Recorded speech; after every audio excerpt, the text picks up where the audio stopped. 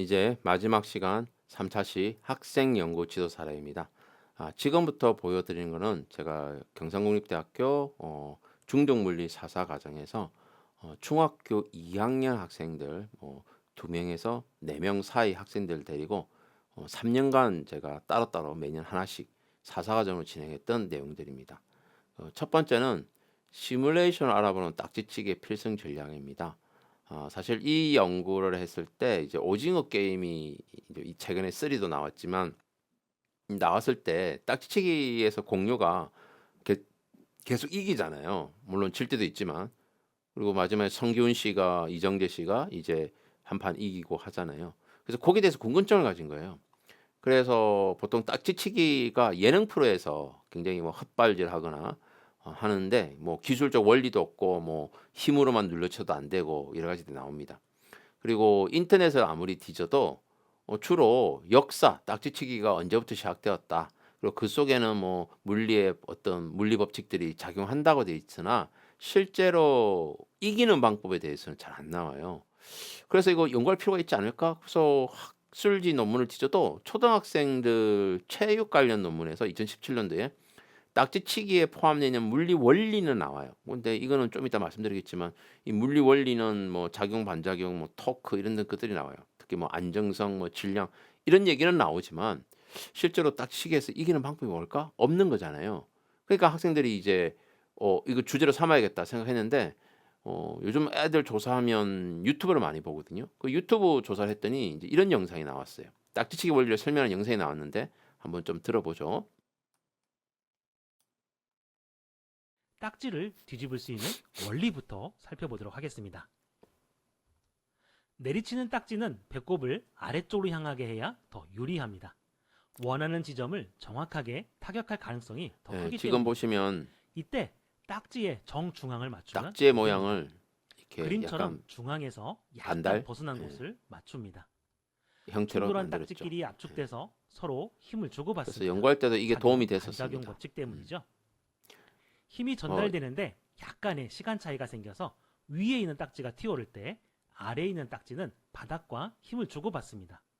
중앙에서 약간 벗어났기 때문에 바닥에 있는 딱지는 토크를 예, 받습니다. 토크라고 해서 그래서 고등학교 1학년 물리 반시계 과정이 나옵니다. 방향으로 그래서 회전하죠. 부딪히면 위에 있는 딱지는 회전력에서 정중앙에 맞았다고 반대로 가정했습니다. 넘어가게 되는. 그래서 내리쳤던 딱지는 회전하지 예, 이게 굉장히 않습니다. 인위적인 상황이에요. 이런 실제로는 식으로 저렇게 되지는 않죠. 딱지가 어쨌든 넘어가는데 넘어갑니다. 물리적 법칙이 있다라는 거고. 그래서 실제로 보면 중간에서 약간 비껴친 곳을 친다라는 거거든요. 이제 오징어 게임 1편에 시즌 1에 나왔던 장면이죠. 그래서 공유가 이제 내리치는데 이걸 이제 슬로우 모션으로 딱 보면 어 굉장히 느리게 보면 딱지에 딱 중앙이 약간 벗어난 지점을 맞았을 때 넘어가는 걸 볼 수 있어요. 그래서 이 설명이 맞을 수도 있겠다. 라고 이제 유튜버가 하는 바람에 실제로 그러면 이거 한번 연구해 보자. 아무도 연구한 사람이 없으니까. 이건 정답이 있는 건 사실 아니잖아요. 그래서 이제 그 나왔던 그림을 이용해 가지고 딱지에 이렇게 딱 뭐 다 하지 말고 한 가운데 양 끝에서 딱 가운데씩 등분을 나눈 거예요. 이렇게 하나, 둘, 셋, 4등분을 나눠 가지고 어디를 내리치면 될까? 이때 내리친다는 것은 반대편 딱지 얘기하는 거죠. 근데 우리가 딱지가 바로 놓인 것도 뒤집혀지는 경우도 있잖아요. 그럼 이 경우, 그러니까 두 가지 경우에 대해서 어떻게 내려쳐야 되는가에 대한 연구 문제를 삼은 거예요. 자, 이걸 하기 위해서는 이제 공부를 좀 해야 되죠. 그래서 열심히 뒤졌더니 어떤 블로거가 이 블로거가 딱지에 관해서 연구하는 사람이 있더라고요. 그 봤더니 뭐 딱지 나름대로 실험을 해요. 뭐 이게 정확한 실험은 아니지만 뭐 종이를 무겁게 하는 게 유리하냐, 또 이런 평평비 이렇게 했을 때 이 평평하게 만드는 게 유리하냐, 그 다음에 중간에 뭔가 딱딱한 물건을 넣는 게 유리하냐, 테이프로 붙이는 게 유리하냐, 뭐 이런 등등 뭐 여러 가지들을 해봤어요. 또 한 가지는 딱지치기는 자세도 중요하지 않느냐.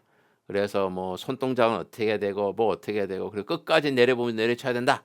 막 이런 얘기도 했지만 사실 이게 과학적인지 아닌지를 모를 정도로 뭔가 과학적인 과학 어떤 물리적인 걸 갖고 한 것 같지만은 좀 어설픈 그리고 요런 거는 심리적인 게 아닌가 싶을 정도로 정확한 연구가 별로 안 돼 있다라는 거죠. 그래서 이거를 이제 우리가 해 보는데 이 제일 힘든 건 뭐냐면 내리칠 때마다 힘이 다르면 안 되고 부딪히는 곳이 다르면 안 되잖아요. 그러니까 이게 실험이 쉽지가 않은 거예요. 뭐 로봇팔을 만들어 갖고 이렇게 하기에는 학생들 수준에서 벗어나고 그래서 생각한 게 이제 시뮬레이터를 만들 수 있는 저작 도구를 이용해서 시뮬레이션을 시켜 갖고 한번 해 보자. 라고 하다 보니까 이제 물리적 법칙을 알아야 되니까 이게 떨어지면서 충격을 받게 되니까 운동량과 충격량, 그 다음에 작용 반작용, 그 다음에 넘어가는 토크, 요 세 가지를 포함해서 시뮬레이터를 만들어 보자라고 한 거예요. 자, 그래서 실험을 하게 되는데 일단 딱지.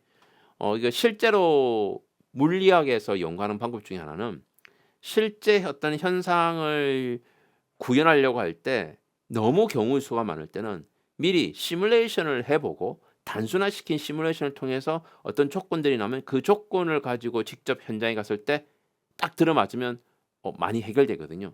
우리나라 반도체 기술이 그렇게 만들어지는 거거든요. 정말 많은 유형을 처음부터 끝까지 다 해볼 수는 없어요. 워낙 버려지는 게 많으니까. 그래서 딱 시뮬레이션을 통해서 대부분의 공학 그렇죠. 시뮬레이터 항공도 그렇고 시뮬레이터에서 최적의 조건이 나온 거를 구현했을 때 제대로 되면 되거든요. 그래서 딱지가 필요했는데 이런 종이 딱지는 진짜 넘기기 힘들어요. 그런데 유아용 이런 스펀지 딱지들이 있어요. 조금만 쳐도 잘 넘어가는 거. 이런 거 실험하기 좋죠. 그 다음에 이제 시뮬레이션 프로그램인 인터랙티브 피직스라는 걸 이용했고, 그 다음에 영상을 촬영해서 그 촬영한 걸 배속을 낮춰서 실제 부딪히는 부분이 어딘가, 중간인가, 끝인가 이런 거 알아보는 거죠. 이렇게 해서 이제 시뮬레이션을 만듭니다. 시뮬레이션은 이제 예를 들면 이제 이게 인터랙티브 피직스고 여기서 만든 것들이 이제 실제로 구현이 되는 거죠. 그래서 수비 딱지의 끝이 올라가는 높이를 측정했다. 예를 들면 이렇게 딱 내려쳤을 때 이게 딱 올라가는 이 높이. 그래서 이게 딱지 10cm만큼 이 높이가 딱지가 10cm가 10cm가 넘어가면 그때부터 넘어가기 시작하는 거잖아요. 이런 걸 이용해 가지고 정확하게 했다라는 거죠. 그래서 시뮬레이터를 만들고 몇 가지 조건들 뭐 어디에 부딪히냐, 부딪히는 위치가 다 다르거든요. 그 높이도 다르고 이렇게 해서 각각 시뮬레이터를 진행을 한 거예요. 이렇게 진행하니까 어떤 놈은 넘어가고 어떤 놈은 넘어가지 않고 이렇게 시뮬레이터를 통해 가지고 이 표에다가 힘의 크기를 달리하고 높이를 달리하고 부딪히는 위치를 달리하고 데이터를 얻는 거죠. 그리고 나서 실제로 딱지 치러 나가 가지고 실제로 영상으로 계속 수십 번을 칩니다.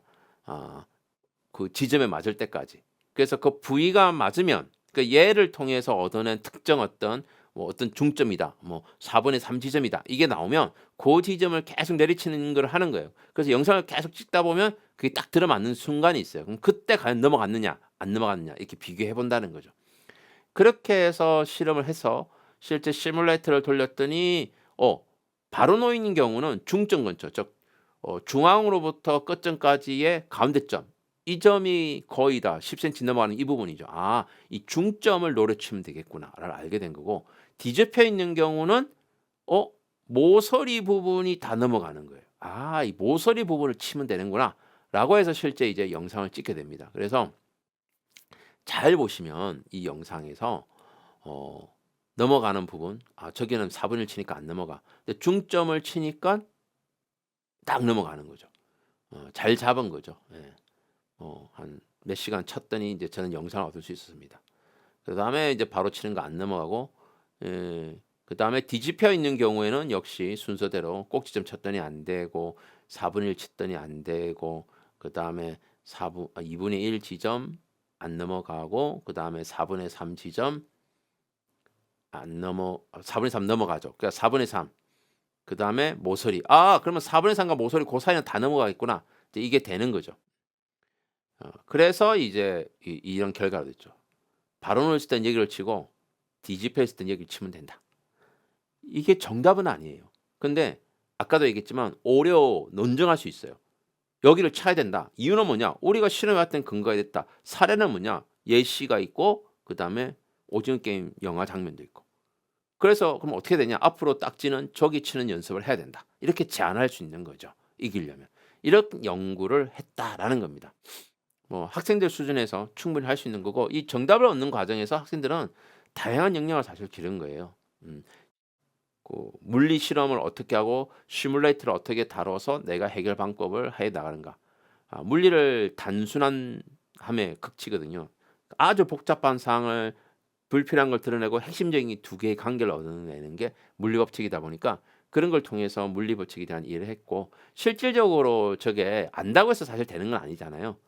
여전히 꾸준히 연습을 해야만 정확하게 그 지점을 노리는 연습을 해야만 딱지의 왕이 될 수 있다라고 하는 거고 역시 이거 끝나고 나면 역시 학생들에게 연구의 한계에 대해서 짚어보도록 해야 돼요.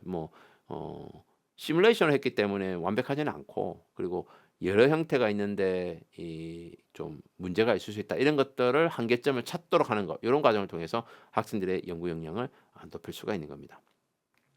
자, 그다음 두 번째는 뭐냐면 이것도 이제 문제를 발굴하는데 저는 학생들과 모이면 계속 얘기를 해요. "네 평소에 관심 있었던 거 뭐냐? 또는 TV 보다가 재미있었던 거 없느냐? 유튜브 보다 재밌는 거 없느냐?" 뭐 이러면서 자기가 관심 갖고 하는 게 제일 좋아요.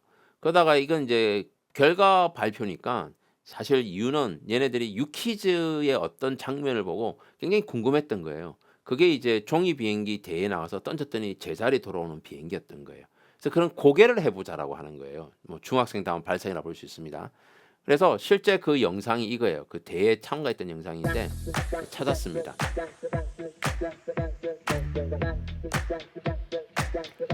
보세요. 이게 그냥 종이 비행기 떴는데 막 돌고 회전하고 돌아오고 이러잖아요. 이 사람들이 뭐 유명한 유퀴즈에도 나왔고 유명한 사람들입니다. 그 책도 있어요. 종이 비행기 적기 책도 있는데 이것도 엄청난 연습이 필요하죠. 그래서 이 학생들이 이거 어떻게 하면 나도 할 수 있지?라고 궁금해하는데 이거를 이분들 모시다 물어볼 수는 없고 그래서 논문을 뒤지기보다는 이제 인터넷 이때만 해도 이제 챗GPT가 나왔기 때문에 챗GPT한테 물어봤어요. 그랬더니 뭐 쓸데없는 얘기만 합니다. 뭐 기술보다는 원리, 뭐 물리학적인 원리가 나와요. 그럼 이게 항공 쪽에 가까우니까 야 항공 쪽에 가봐야 되지 않을까? 그래서 항공우주학회 이런데 논문을 뒤져봤더니 종이 비행기가 중국에 시작됐다 얘기 나오고 뭐 그다음에 시뮬레이션 프로그램으로 이런 역학적인 걸 알아본다고 돼 있지만 뭐 종이 비행기, 고개 비행기 원리 이런 건 없는 거예요. 하하 쉽지 않죠. 그러다가 참 유튜브가 강합니다. 학생들이 그러면 일단 저런 거 비행기가 존재하나 안 하나 이런 거를 궁금했던 거예요. 그래서 유튜브를 뒤졌더니 어떤 종이 비행기가 종이나라 아저씨 같은 그런 종이 적지 않은 유튜브 영상 중에 찾아낸 거예요. 그래서 이 앞부분의 영상은 이 종이 비행기 접는 과정이 나옵니다. 정말 많이 접어봤습니다. 이 접는 과정이 나오고 이 접는 과정에 따라서 최종적인 거를 보여줍니다. 한번 볼게요. 이 모양 그대로도 충분히 잘 날아가고요. 이 뒤쪽의 승강타 부분을 위쪽으로 적당히 구부려주면은 부메랑 비행도 할 수 있답니다.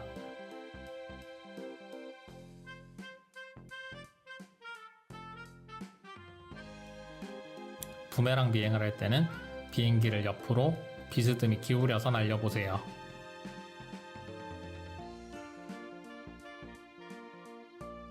자, 이렇게 돌아오는 걸 볼 수 있죠. 그러니까 요걸 통해서 이제 뭘 알게 어때요? 됐냐면 이 영상 여러분들이랑 설명을 통해서 동시에 승강타와 윙렛이라는 개념을 알게 됐어요.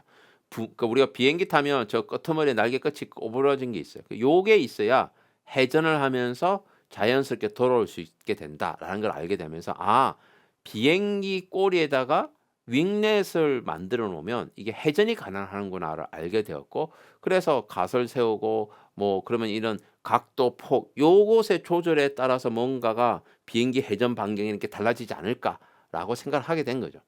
그래서 실제적으로 이거를 알아보기 위해서 또 뒤져봤더니 뭐 당연히 비행기 나는 것은 양력에 가는 거니까 베를누이 원리가 필요하고 그다음에 승강타 방향타는 뭐 이미 알다시피 왼쪽으로 회전하려면 뭐 왼쪽으로 꺾어야 돼, 오른쪽 꺾어야 돼, 오르락 내리락 할 때 어떻게 돼 이런 건 이미 종이 비행기 관련해서 많이 알려져 있었잖아요. 그러니까 윙렛에 대해서는 아직 안 알려져 있었기 때문에 그래서 이 윙렛 부분이 비행기의 역학 구조, 특히 여객기에서 그래서 이 윙렛이 누가 발견했고 이게 어떤 의미를 가지는지를 알게 된 거예요.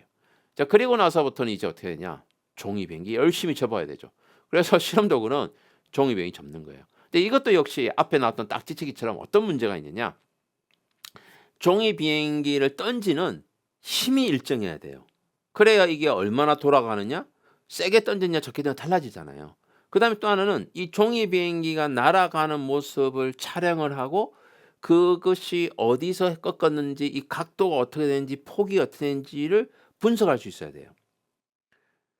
그다음에 이렇게 분석된 영상 분석한 결과가 데이터로 어떻게 표로 정리되었을 때 그 많은 양을 통계 처리할 수 있어야 돼요. 근데 학생들이 통계 툴을 다룰 수 있는 것도 아니다 보니까 그럼 AI한테 물어보자. 그리고 이거를 학습할 수 있는 또 학생들이 초등학교 때 배웠던 엔트리를 이용해서 예측 모델을 만들어 보자. 이런 생각을 하게 된 거예요. 그래서 종이 접기로 부메랑 비행기를 만들고 걔를 일정한 힘으로 발사할 수 있는 발사대 총, 나무총 이거를 만들고 찾았죠. 나무로 되어서 이 종이 비행기를 끼웠을 때 쏘면 날아갈 수 있는 거 이거 찾았습니다. 그리고 영상을 찍어서 영상을 분석할 수 있는 트래커라고 하는 일반 물리 수준 이상 뭐 고등학생들도 많이 씁니다. 영상 분석 툴이 있어요. 공개되어 있습니다. 무료고. 그래서 영상만 올리면 어떤 점을 찍으면 그 점을 따라 쭉 궤적을 보여주면서 각도나 거리나 속도를 계산해 주는 프로그램이거든요. 그거 쓰고 그 다음에 통계 처리는 인공지능 예측 모델인 엔트리의 인공지능 모형을 갖고 해보자. 선형 회귀 모델을 가지고 해보자. 이제 이렇게 해본 거예요. 왜 이걸 썼냐면 모든 경우의 수로 실험을 해야 되는데 학생들이 실험할 여력도 많지 않으니까 띄엄띄엄 실험을 하고 그 중간값들을 인공지능이 예측해서 값을 끼워 넣는 방식으로 하려고 했던 거예요. 자, 그렇게 해서 종이 비행기 발사대, 일단 종이 비행기 정말 많이 접었습니다. 잘된 놈을 찾아내기 위해서고, 그 다음에 발사대 이렇게 만들었습니다. 그리고 실제 실험은 이제 변수를 줘야 되잖아요. 그래서 윙넷 각도가 어떻고 승강대 각도가 어떻고 윙넷 폭은 어떻고 이제 값들을 줍니다. 물론 이걸 정말 더 많이 해야겠지만 뭐 어차피 인공지능이 할 거라고 믿고서 물론 나중에 알았습니다. 더 많이 했어야 되는 거죠. 사실 인공지능은 학습을 많이 시키려고 또 유리하니까. 그리고 이제 장면입니다. 발사는 이런 식으로 했어요. 예. 이렇게 돌아가죠. 그래서 이걸 똑같은 힘으로 똑같은 위치에 쏘고 카메라 같은 위치에서 이렇게 잡아서 얘를 이제 이 트랙에 넣어갖고 이제 합니다. 트랙에 넣으면 이제 이렇게 됩니다. 예. 예, 딱 궤적을 따라가면서 값이 쫙 나오죠. 그래서 요 궤적을 가지고 우리가 여기서 여기까지 회전 반경을 하자, 여기서 여기까지 회전 각도를 정하자 이렇게 해서 값들을 구해내는 거예요. 이렇게 구해내서 표로 작성하게 된 겁니다. 그리고 이런 값들을 이제 생성형 인공지능에다 집어넣으면 요즘은 훨씬 더 데이터 어널리시스가 뛰어납니다.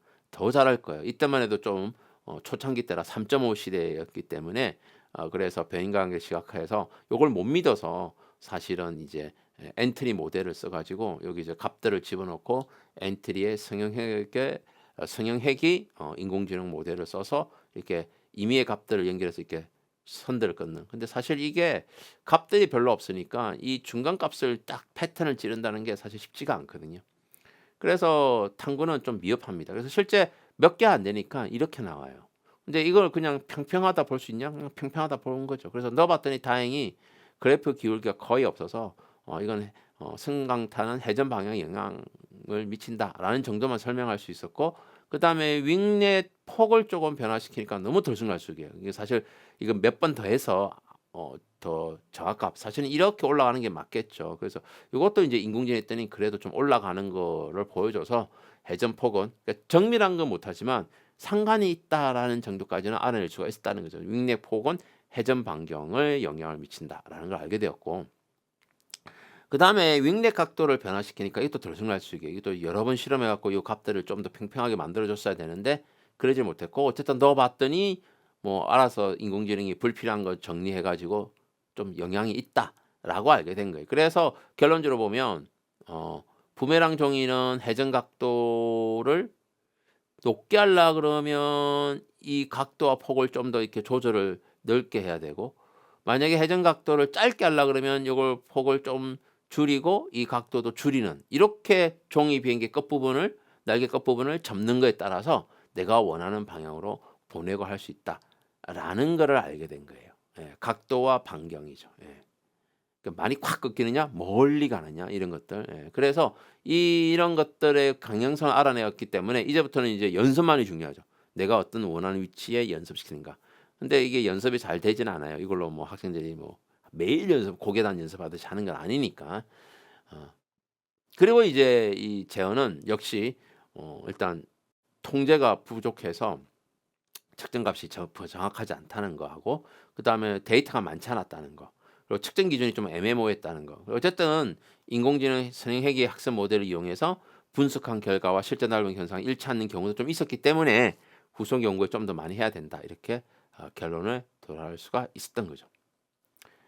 그 다음에 이제 끝으로 세 번째인데요. 이거는 이제 작년에 이제 했던 건데, 이거는 학생들 중에 아이돌, 요즘 중학생 때 아이돌 좋아하니까 아이돌 음악을 굉장히 좋아하고 악기를 다루는 학생이 있었어요. 그래서 그 학생이 음악 관련된 걸 해보고 싶다 그래서 그럼 해보자. 뭐 제가 음악 전문가도 아니고 하다 보니까 그럼 케이팝 아이돌 음악에 대해서 알아보자라고 하면서 문제를 찾기 시작했어요. 그래서 얻은 문제는 이런 거예요. 문헌고찰을 통해서 세대별 아이돌 음원의 물리적 특성 분석 관련 논문을 찾아달라라고 했습니다. 그랬더니 이런 결과가 나왔어요.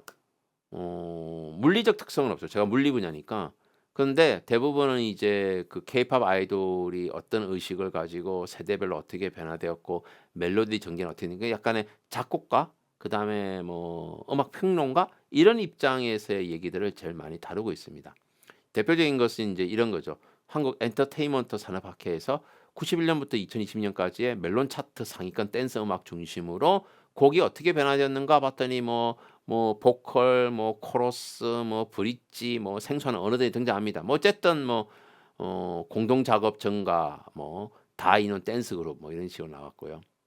그 다음에 또 코러스 멜로디 전개 기법을 분석하는 거, 뭐 빨간맛, 뭐 11, 뭐 이런 데서 뭐 곡이 어떻게 변화되었다, 뭐 우리가 이해할 수 있는 수준의 음악들이 나옵니다. 그 다음에 트렌드 변화. 뭐 이것도 굉장히 공감이 갔어요. 1세대는 앨범과 방송이었고 2세대는 인터넷, 3세대는 스마트폰과 소셜미디어, 4세대는 콘텐츠, 소츠 이런 거. 예. 맞는 것 같아요. 이런 것도 연구를 하는 거예요. 과학적 연구 별로 없는 거예요. 그래서 야 우리 한번 해보자. 그래서 1세대 음악 한번 들어볼까요? 예.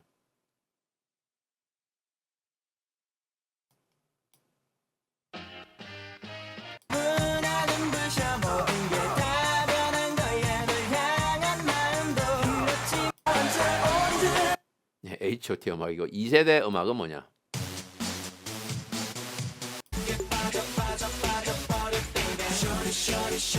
예, 이건 뭐 슈퍼주니어죠. 예, 3세대 아이돌.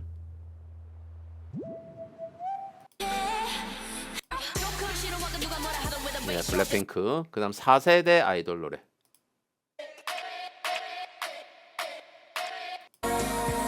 찾는 baby 내 맘은 설레 확실하게 너로 만들겠어 뭐 제가 가수 누군지 모르겠습니다. 네, 이렇게 아이돌 음악이 트렌드가 달라진다. 근데 과학 관련 연구가 없는 거예요. 그래서 일단은 결론적이지만 이 음악을 주파수를 분석해서 과학적으로 물리적으로 음향적 특성 변화를 알아보자 했고 1세대부터 4세대 지금 이제 5세대 아이돌이라고 그러거든요.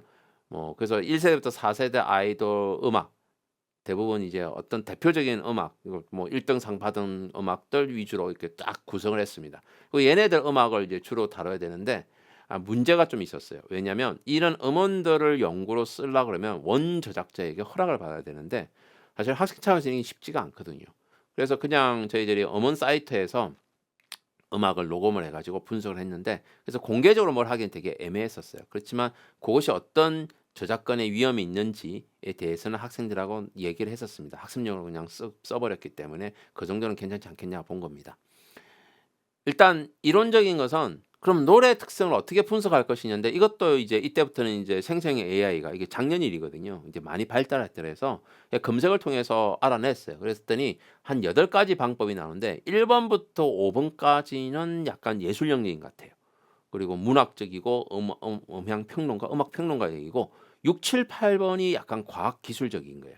특히 오디오 신호 분석, 음색, 음역대, 주파수, 스펙트럼. 그러니까 이런 부분들을 이용하면 우리가 아이돌 음악을 분석할 수 있지 않겠느냐라고 생각을 했고 그래서 학생들이 사실 배우는 건 중학교 2학년이니까 그냥 파동이 뭐다 정도밖에 없어요. 진동수가 뭔지 알고 그 진동수가 주파수를 의미하고 그것이 나타내는 그림이 스펙트럼이다.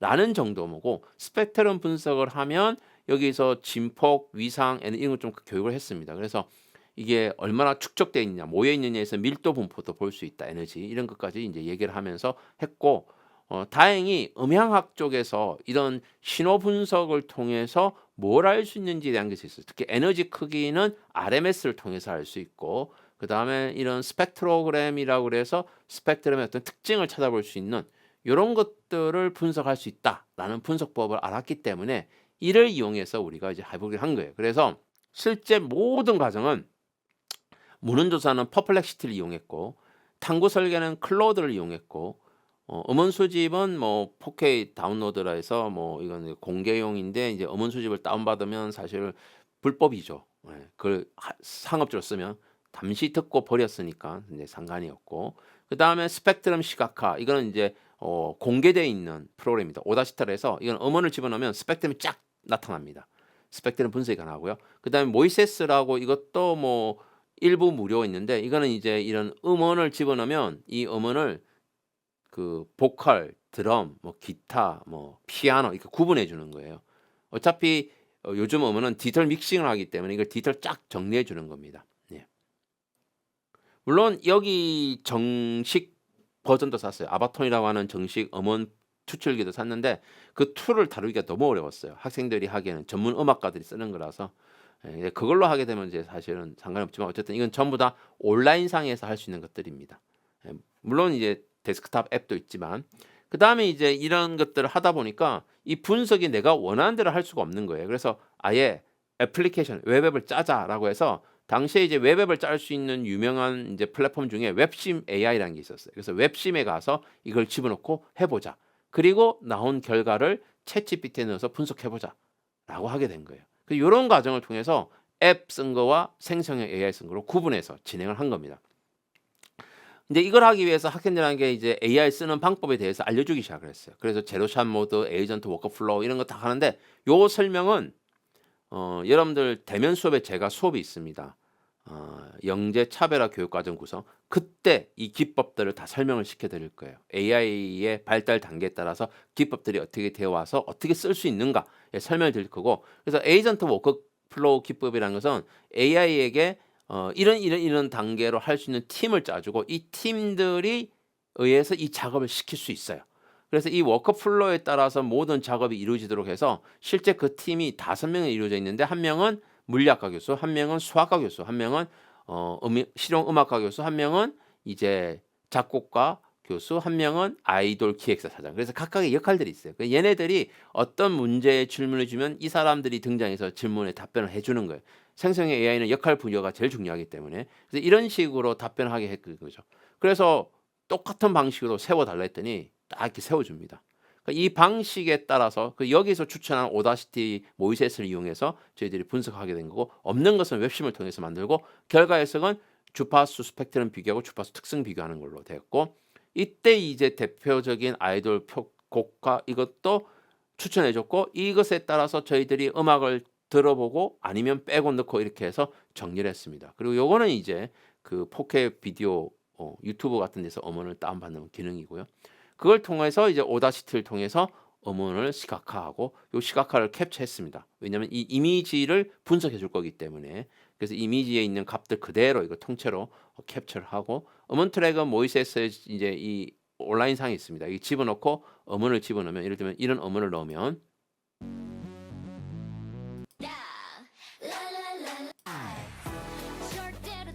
에스파 노래죠. 그러면 이렇게 쫙 갈라집니다. 예, 갈라지죠. 예, 한번 들어볼까요? 갈라진 노래들.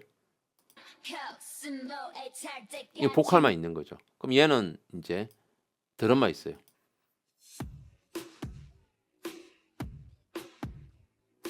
이제 베이스만 있습니다. 베이스 기타죠. 잘 안 들리죠? 그다음 얘는 이제 기타 나머지. 얘네들이 모여서 하나의 음악이 만들어지는 거죠. 이런 걸 분리한 이유는 각각의 음악들이 어떤 역할을 해줄 수 있는지를 알려고 했기 때문입니다. 그렇게 해서 이제 분석을 하기 위해서 분석 툴을 만들어야 되는데 그러니까 이걸 통해서는 데이터만 뽑아낼 수 있어요. 이 데이터를 어떻게 다룰 것인가. 그래서 웹심을 통해서 이제 이거 데이터 이제 이걸 끄집어내야 되거든요. RMS, 피크 진폭, 스펙트럴 중심 수준 대입을 하는데 뭐 학생들이 뭘 알겠어요? 그래서 이거 그대로 써가지고 얘네들이 요게 웹심에 가면 이렇게 계속 수정할 수 있어요. 어떤 시뮬레이터를 계속 바꿔서 하는데 이것도 처음에 써보고 안 되니까 챗GPT에다 물어봐가지고 이게 잘 안 된다 해서 구현을 해달라 했더니 각각 알아서 이 부분 이렇게 하고 파일은 어떻게 하고 뭐 이렇게 만들어줘. 계속 넣어본 거예요. 계속 넣어보면서 최적의 지금은 이제 문 닫았습니다. 이 툴을 얻었어요. 그래서 여기다가 이제 아까 그 모이세스에서 나온 거를 저장을 하면 zip 파일로 되는데 이렇게 zip 파일로 다 음악들이 만들어집니다. 그럼 얘를 업로드하면 이렇게 쫙 갈라지면서 값이 나옵니다. 이 값들을 정리해서 이제 데이터를 만든 거죠. 그래서 음원 스펙트럼 아까 오다시티를 이용해서 나온 것들을 이용해서 알려줘 했더니 알아서 분석을 해줍니다. 이렇게 결과가 달라졌다 나왔고 그 다음에 그래서 1세대부터 4세대를 갈수록 이 멜로디 이런 것들이 되고 그래서 부드러운 고음에서 선명한 고음으로 단순한 사운드에서 복잡한 사운드로 넘어갔다 그랬고 그 다음에 그 웹심으로 만든 툴을 이용해서 음을 쫙 뽑아냈더니 이런 값들을 구할 수가 있었어요. 네 가지 값. 이 네 가지 값은 왜 중요하냐면 이 각각이 어떤 음향 특성을 나타내는 값들이라서 그래요. 그래서 이 결과를 딱 집어넣고 비교해달랬더니 쫙 분석합니다. 데이터 어널리시스에서. 그래서 나온 값들이 1세대 아이돌은 어땠고 2세대 아이돌은 어땠고 3세대는 어땠고 4세대는 어땠고 해서 결론적으로 보면 좀 정리를 해보면 감정 몰입을 하게 하는 경향을 가졌고 클라이막스에서 강한 인상을 남기고 청각적으로 경험을 제공하고 혁신적인 표현이 가능한 방향으로 1세대부터 4세대까지 발전해왔다. 결과적으로 세대가 변할수록 더욱더 복합적이고 몰입감 있게 경험을 제공하고 더 깊은 감정적 연결하는 형태로 발전해 왔다는 거고 얘네들을 판단할 수 있는 근거가 RMS 피크 진폭 이거들이에요. 그러니까 얘들은 음악학에서 가져온 이론들이에요. 이걸 통해서 애들이 종합하는 결론을 이제 넣어봤어요. 넣어봤더니 사운드의 다양성과 복잡성이 증가한다. 이게 최종적 결론이에요. 뭐 너무나도 당연할 것 같지만 이렇게 과학적이고 물리적인 근거로 살펴본 게 처음일 거예요. 물론 이게 맞지는 않을 거예요. 전문가가 아니니까. 어쨌든 학생들은 이걸 통해서 생성형 AI를 이용해서 직접적으로 문제를 발굴하고 계획을 세우고 실험 도구도 만들고 분석하고 결론을 내보는 전 과정을 해보게 된 거예요. 그래서 그런지 모르지만 이게 이제 전국대회 나갔거든요. 전국대회에서 물리 분야에서 3등상을 받았어요. 제가 그렇게 수십 년 동안 사사과정 지도하고 나가도 상 한 번도 못 받았는데 아마 물리학 하시는 분들이 충격을 받았을 것 같아요. 물리 실험인데 컴퓨터만 한 거예요. 아무것도 시험 장비를 쓰지 않았습니다. 그래서 이런 경험들이 학생들을 하여간 학생들은 정말 그 많은 영향들을 기르게 되지 않았을까 생각하고 앞으로 융합 연구는 저는 처음부터 끝까지 해봤으나 이 각각의 단계에서 조금씩 접근하는 것도 필요할 것 같고요. 마지막으로 조금 전에 했던 내용들을 이 사이트 들어가면 제가 지금 다 해놨거든요. 프로그램 수행 과정이 어떻게 되었는지 이런 것도 확인해 볼 수 있고 지금 제가 이건 지금 이게 엣지랑 연결돼 갖고 그런 것 같습니다. 다 누르시면 이게 다 다운 받을 수 있고요. 이 다운 받으면 역시 이 다운 받은 거를 플레이 하시면 이렇게 나옵니다. 제가 다 정리했기 때문에 이런 내용들을 살펴보실 수가 있을 겁니다. 이것도 역시 눌러보면 아마 이게 지금 엣지 어디 열렸을 거예요. 그래서 열려서 보시면 여러분들이 하실 거예요. 이거는 왜냐하면 이제 어떻게 만드냐면 이것도 나중에 대면 수업 때 제가 설명을 드리겠습니다. 저렇게 해서 만들어진다라는 겁니다. 좀 시간이 걸렸는데요.